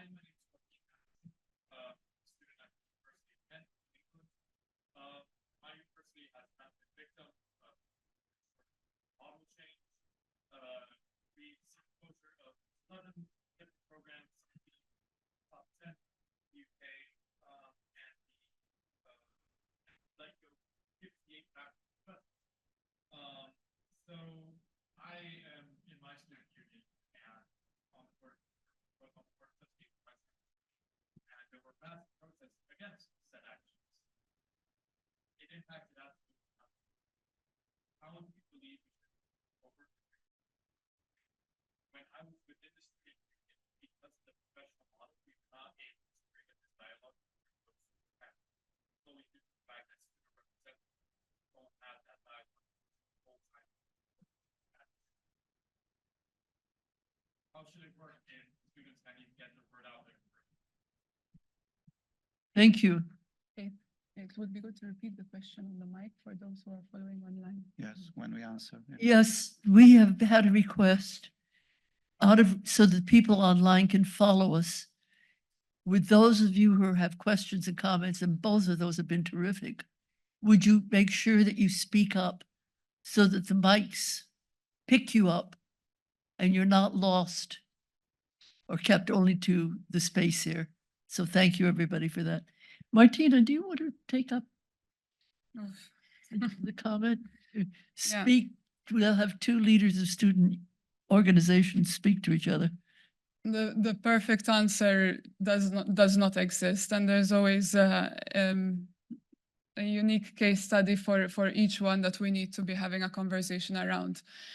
This is why I said that the battle between being activist and going on the streets and trying to take the conversation to the decision-making table matters, because even we've had that experience where you go out and protest and nothing happens, and then you can have more impact by being on the table and at the negotiating space. So finding the right balance to the situation that you're facing, I don't know where to begin, and I would like to have a conversation with you about this. And this is why I said that we need to be taking this and studying this also with students, where you give the full picture of the context around, and then you ask, okay, so why does it matter? What can we learn from the past examples, from other practices also abroad? Because I know that then we hit on the sensitivity of replicating models, but sometimes learning from what other practices and applying those in a tailored way can result in some changes. So I don't have the answer to this question at the moment, but I hope that there will be more studies on this, which unfortunately we don't have that much resources for. So while I'm in the room, and if anyone has any research funding lying around, we have an active organization called the Global Student Forum. And this is where I would imagine, and I'm confident to say that they would be willing to take this study further on different campuses and take up some case studies, also with the reach that the Magna Carta Observatory has with its universities. Because we don't have active student organizations from the US in the Global Students Forum, but through Magna Carta, we would be able to reach those universities and students and work together on this. Thank you for your question.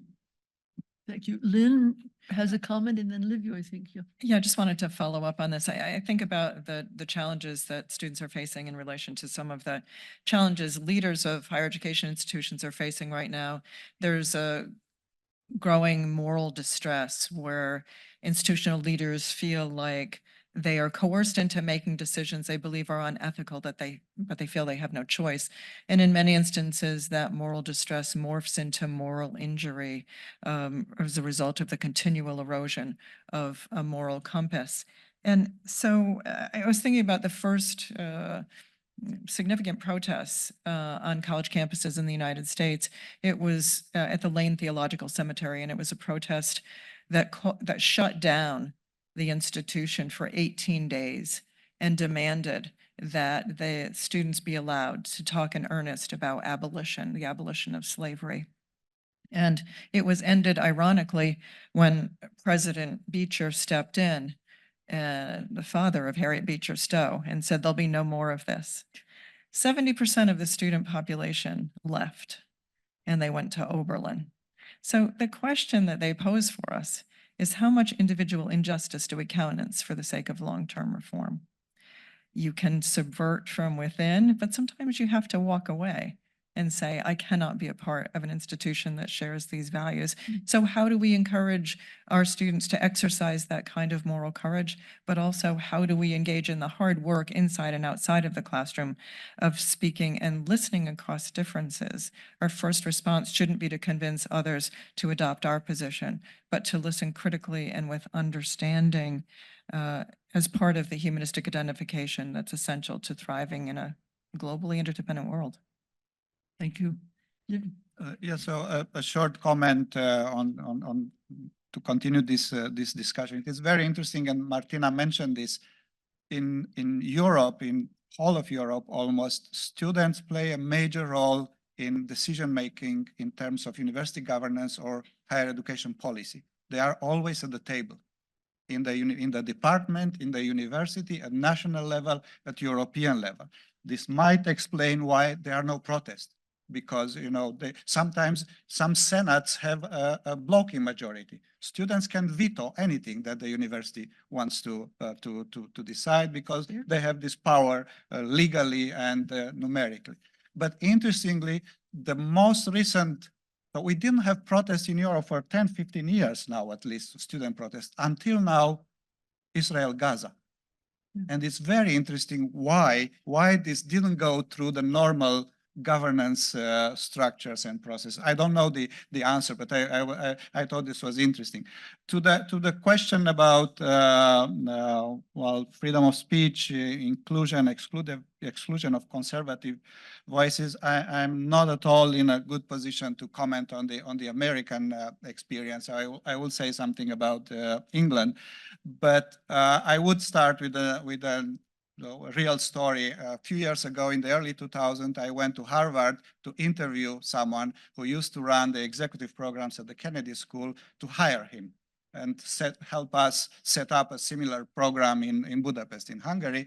And he spoke about all kinds of things, including diversity and inclusion. So I was very curious, what does it mean, diversity and inclusion, for you at the Kennedy School? I said, it's very clear. We want to hire more African Americans, women, and Republicans. But that was early 2000s, so right in a different political economy context. Now, what I was also thinking about listening this to the question is that, as many of you might know, in England, a law was adopted last year, signed by the King, called Higher Education, parenthesis, Freedom of Speech.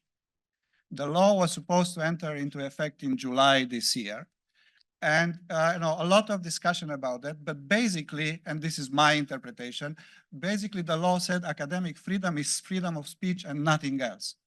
And if this right is not respected by university administration or student unions, there should be financial penalties or someone should go to prison.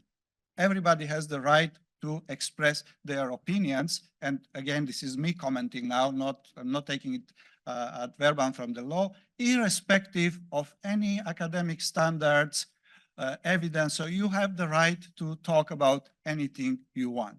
I have written against this law, others have written. The law was suspended, very interestingly, by the new government a couple of days before entering into force. Although it was adopted by the parliament and signed by the king, it's even disputable whether this gesture of the new government is legal or constitutional. How can you suspend a law that was so? But it is very interesting because what the law did was to put the sign of equality between freedom of speech and academic freedom, which I believe it's extremely dangerous, counterproductive. And I have the feeling that there is something like that here as well, and you would know a lot better than me. And many of the cases that are discussed here in the media or on university campuses are not cases of academic freedom, are cases of freedom of speech, freedom of expression, which I believe is a right that applies to all citizens. And I think it is even dangerous to claim that there is a need to regulate freedom of speech on campus. What is that? Is this some kind of privilege for a special professional category? Why doesn't it apply to all citizens indeed? And if there is something that is specific to an academic environment, it becomes academic freedom, which should be regulated under a different title. Ladies and friends and colleagues, could I ask Amy and Patrick to just give me 30 seconds to sum up? Amy, do I have your consent as well? Thank you. Thank you. Okay. Here's what I think we've talked about.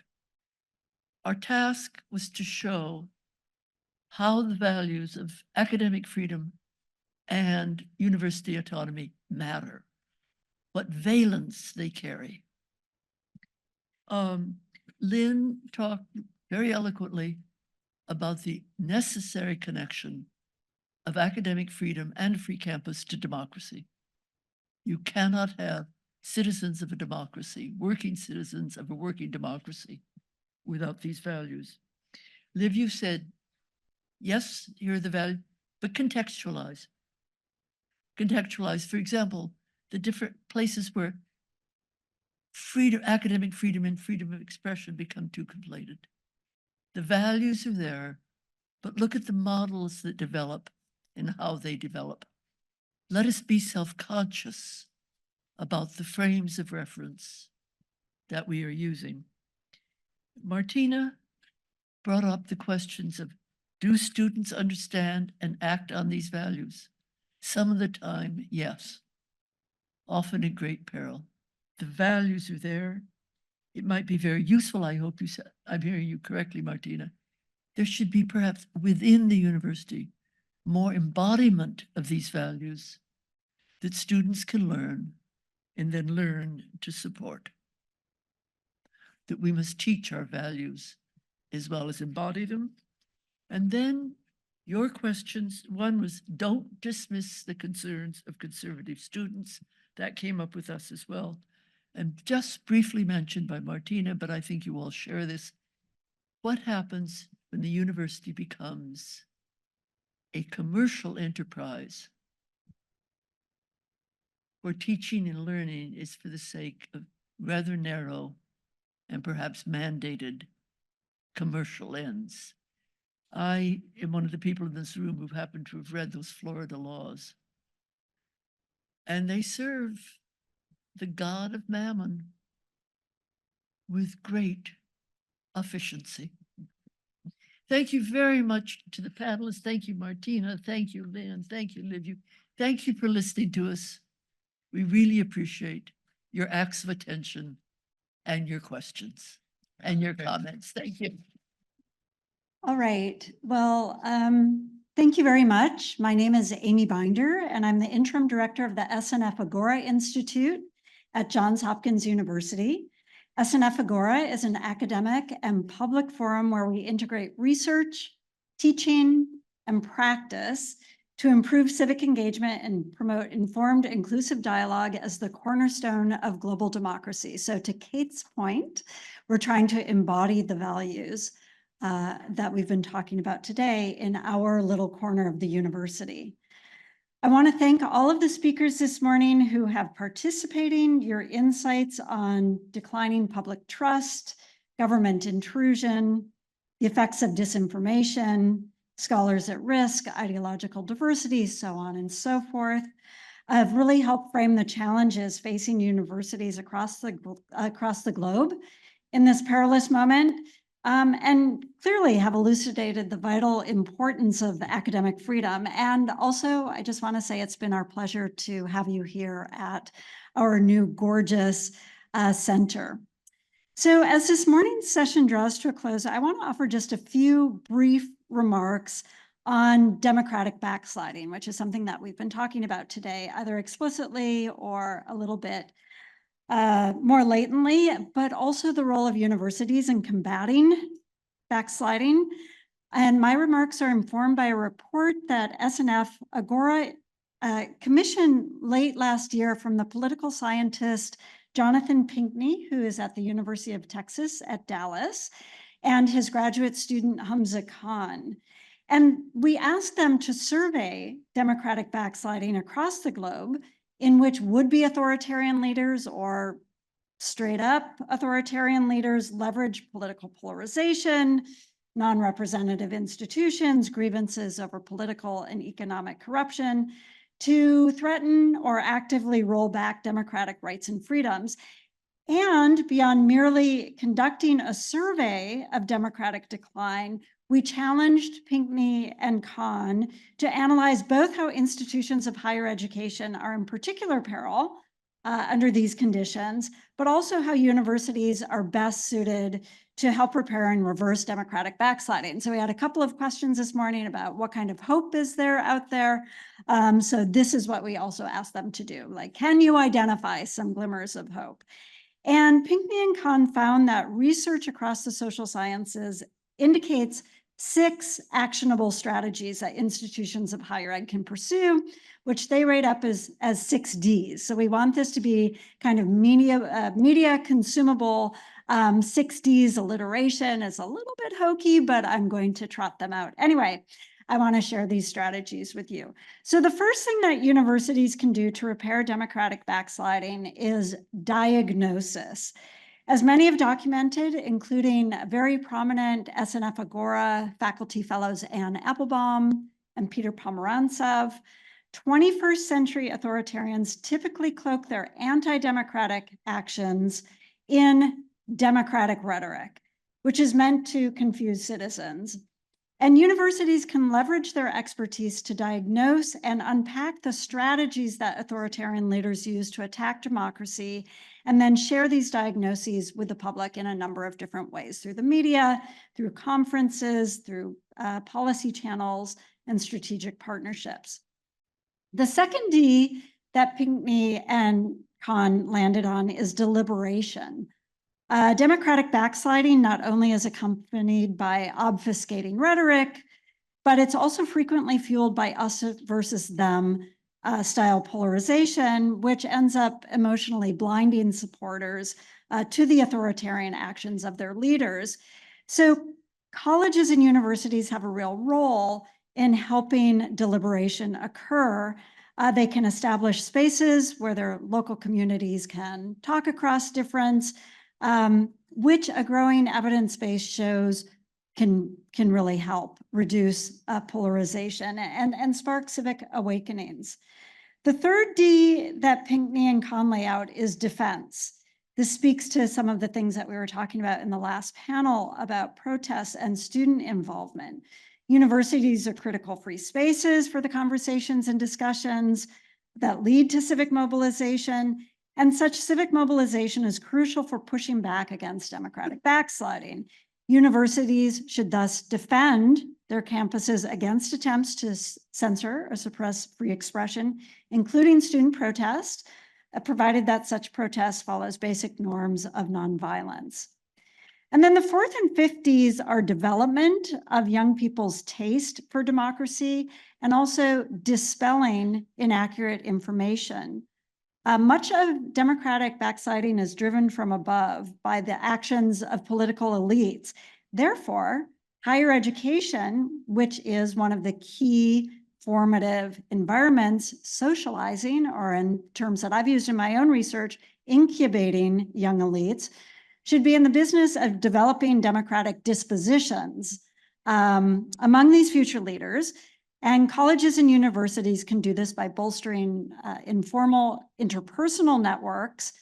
This is on the informal side, giving people one another to talk with, but then also promoting formal, pedagogical, robust civic education initiatives, which can lead to deeper understandings of how backsliding works in the first place. And these would dispel inaccurate views of democracy. Drawing together partnerships is the final D. Pinckney and Kahn found that almost all current research on repairing democratic backsliding focuses on individual short-term outcomes, yet real-world democratic backsliding occurs over extended periods of time at local, organizational, and state, and national, or even international levels. And even the best individual level changes may have little impact when they are embedded in a backsliding democratic system. And so institutions can draw together research on the various kinds of interventions that help over the long term. And it's very important for us to be evidence-based again. So Pinckney and Kahn and the SNF Agora Institute as a whole appreciate that democratic backsliding is one of the 21st century's most challenging, wicked problems. Repairing it will be a long-term struggle requiring a coordination and cooperation across all sectors of society. Universities clearly have a vital role to play through these evidence-based strategies of diagnosis, deliberation, defense, development, dispelling, and drawing together. And by pursuing whichever of these fits best for individual institutions, with their student bodies, with their set of resources, with their expertise, is important to acknowledge. So thank you again to Magna Carta Observatory and PEN America for convening this year at the Hopkins Bloomberg Center.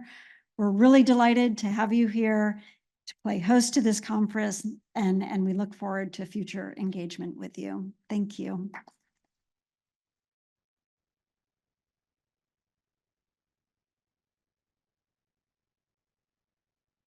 Many thanks, Amy. I think a wonderful way to bring the symposium discussion this morning to a close. There's nothing hokey about alliterations. It really helps one understand and keep in one's mind all the various strategies you were talking about. I had a few observations to make in closing, and they do pick up on Amy's last D, the drawing together theme. It's actually a remarkable consistency across the different jurisdictions we've seen discussed today, how critical the issue is of the social contract that should exist between society at large and in the Magna Carta, we call this thing the social contract. That is to say the undertakings which society makes to universities and universities make to society for their mutual benefit, or really for the benefit of universities to accrue to society as one might wish. And Jeremy made this point very well in the first session, talking about why it is important that universities should have the freedom to do what they do in the interest of society and indeed even in the interest of those segments of society that don't necessarily agree with some of the issues being discussed in university. That they must be discussed is a critical part of the social contract and our ability as universities to serve society at large. Livy made, I think, a critically important point about the way in which university autonomy looks somewhat different across many jurisdictions. The same kind of goals to be preserved, but by different means, methods, and apparatus.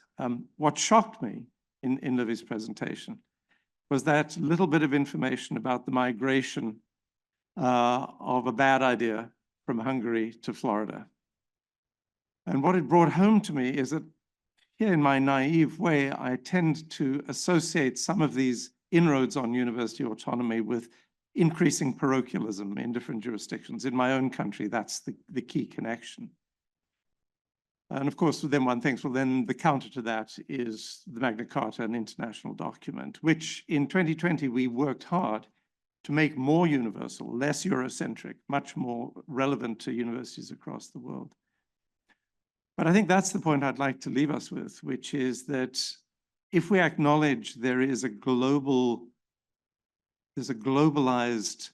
discourse that seeks to infringe upon academic freedom and university autonomy, it's all the more important for there to be a global discourse that respects differentiation about these very things. That's the center of what it is we were hoping to achieve in this conference, to bring into the US at this particular moment consideration of values that have been worked through in different ways in Europe and elsewhere in the world.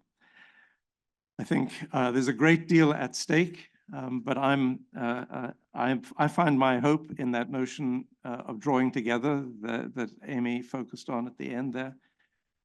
That discussions of this sort can help us protect our institutions and ensure the ongoing benefits that can accrue from universities to the societies in which they're embedded. So thank you very much, everyone, for your attention this morning. That brings this symposium to a close. I know some members of the group are part of a meeting this afternoon, and I would encourage to go up to the 8th floor once we're concluded. To everyone else, thank you for joining us here in person. Thank you, everyone online, for joining us. My very best wishes to all of you for the continuing health of universities and the societies they serve. Thank you very much.